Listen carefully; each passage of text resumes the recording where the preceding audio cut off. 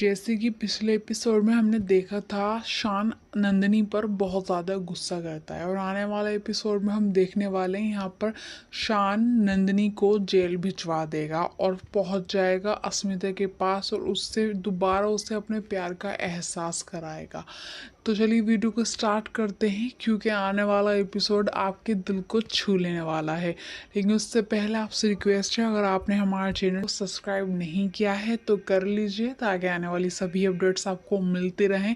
और अगर आपको कुछ पूछना है या मालूम करना है तो मैं आपको इंस्टाग्राम पे मिलती हूँ।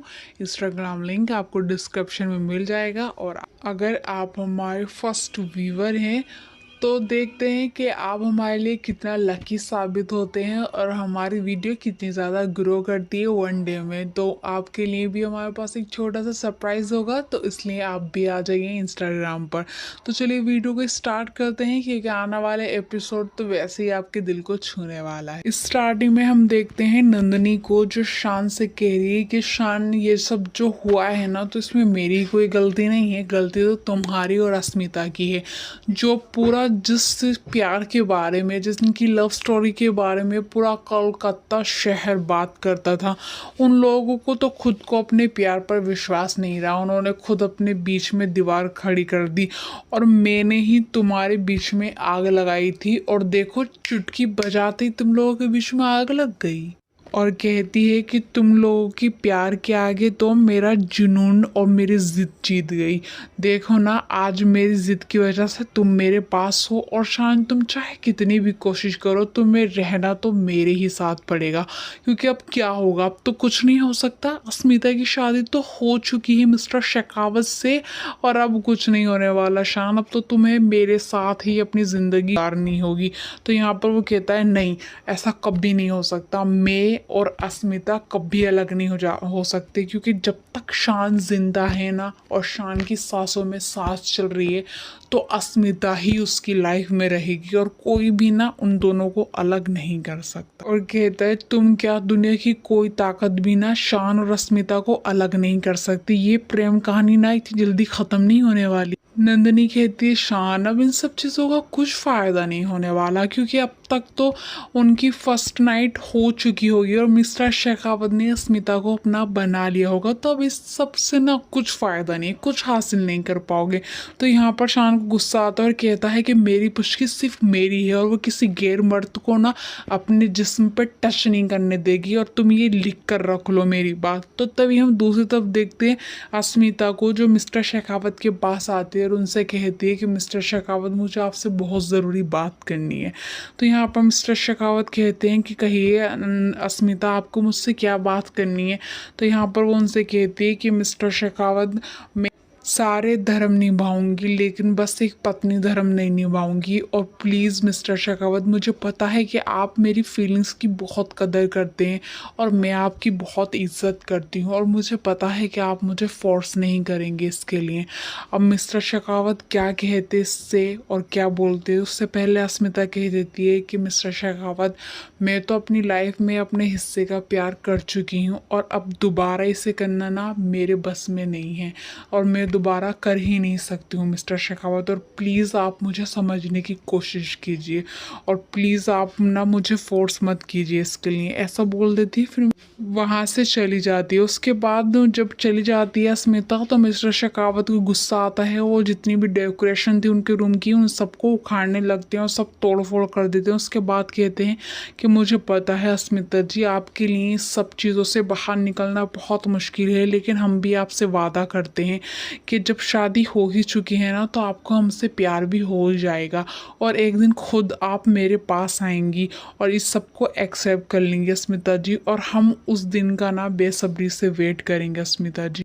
फिर तभी हम देखते हैं नंदिनी को, जो शान को इतना ज़्यादा गुस्सा दिला देती है सब बातें कह के कि मिस्टर शेखावत एक मर्द हैं, और एक मर्द अपने आप को कब तक कंट्रोल कर सकता है, और अब तुम ना ये सब भूल ही जाओ, अब ऐसा कभी होने वाला है। और मेरी पूछी और ये पूछी, और गुस्से में आकर शान उसके ज़ोरदार फिर से थप्पड़ मारता है नंदिनी के। यहाँ पर नंदिनी के 2 बार थप्पड़ सीख चुके हैं। उसके बाद कहता है कि ऐसा कभी नहीं हो सकता, और शान और अस्मिता को ना दुनिया की कोई ताकत अलग नहीं कर सकती। उसके बाद उसको थप्पड़ मार के ना और लंगड़ाता हुआ वहाँ से चला जाता है।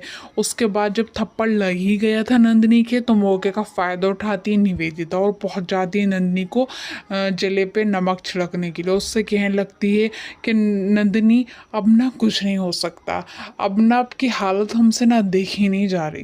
उसके बाद नंदिनी को गुस्सा आ जाता है। नंदिनी थप्पड़ मारने वाली होती है निवेदिता के, लेकिन निवेदिता उसका हाथ पकड़ लेती है और इस बार थप्पड़ नहीं मारने देती और कहती है कि ये ना अब तुम्हारा चलने वाला नहीं है नंदिनी, इसलिए तुम्हारे लिए बेहतर यही होगा कि तुम अपना सामान पैक करो और यहाँ से ना मिनटों में गायब हो जाओ, क्योंकि अभी तुम्हारा चलने वाला नहीं है। इससे पहले शान तुम्हें धक्के मार के इस घर से बाहर निकाले, इससे पहले तुम खुद ही कहीं जाके अपना मुंह काला कर लो। तो यहाँ पर नंदिनी कहने लगती है कि शान ऐसा कभी नहीं करेगा, क्योंकि वो चाहत का बाप है और चाहत से बहुत प्यार करता है।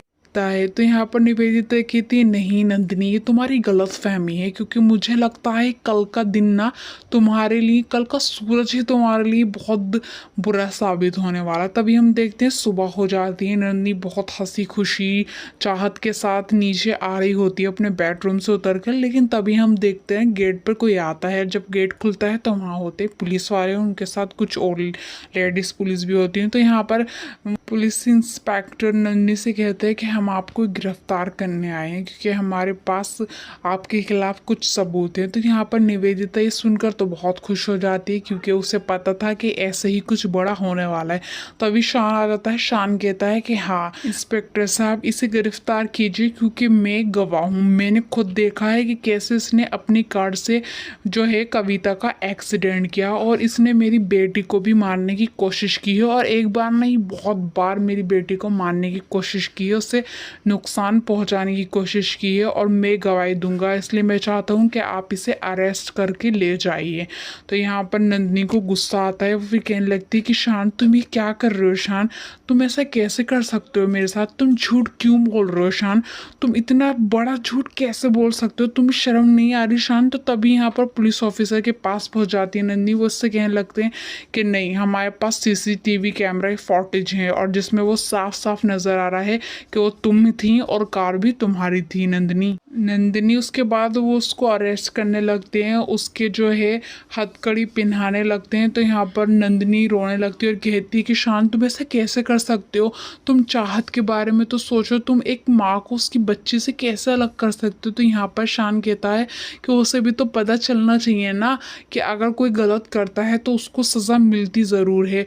यहाँ पर कहने लगती चाहत बेटा तुम ही कुछ कहो ना अपने पापा से, और बहुत ज़्यादा रोने लगती है। लेकिन शान उसको जाने नहीं देता उसके पास भी। उसके बाद पुलिस, जो लेडीज़ पुलिस थी, वो नंदिनी को लेकर घर से ले जाती हैं, उसको खींच खींच के ले जाते हैं। वो जाती नहीं है और गुस्सा करती रहती है बहुत ज़्यादा पुलिस वालों के ऊपर भी। फिर तभी हम देखते हैं जब वो वहाँ से चली जाती है नंदिनी, तो चाहत बहुत रोने लगती है, वो नीचे बैठ जाती है ज़मीन पर। तो तब शान उसे समझाता है, उसे सहारा देता है, कहता है कि बेटा तुम्हें भी ये समझ लेना चाहिए कि अगर कोई गलती करता है ना तो उसे उसकी सज़ा ज़रूर मिलती है, और मम्मा अपनी सज़ा भुगतने गई हैं। फिर दूसरी तरफ हम देख रहे हैं यहाँ पर कृषि को जो खाना नहीं खा रही है और अस्मिता उसे ज़बरदस्ती खाना खिला रही है, और अस्मिता से वो कहती है कि प्लीज़ मम्मा आप पापा से एक बार मिल लीजिए, एक बार उनसे बात कर लीजिए, क्योंकि मुझे शान पापा चाहिए। तो यहाँ पर तभी उनका एक नौकर आ जाता है और कहने लगता है कि मिस्टर शान मजुमदार आए हैं। तो यहाँ पर कृषि खुश हो जाती है और कहने लगती है कि पापा आए हैं तो प्लीज़ अंकल आप उन्हें ना अंदर आने दीजिए।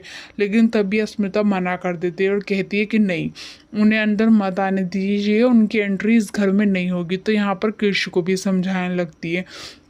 तो तभी जो है ना विंडो से आवाज़ आने लग, विंडो के पास जाके देखती है, वहाँ पर ज़ोर ज़ोर से आवाज़ दे रहा था शान, और शान वहाँ पर खड़ा होता है नंगे पैर धूप में और कह रहा है कि जब तक तुम मुझसे बात नहीं करोगी तो अस्मिता मैं कहीं नहीं जाऊँगा, यहीं खड़ा रहूँगा। तो अस्मिता उसको देख कर ना वहाँ से हट जाती है, लेकिन कृषि वहीं खड़ी हो जाती है शान को देखने के लिए।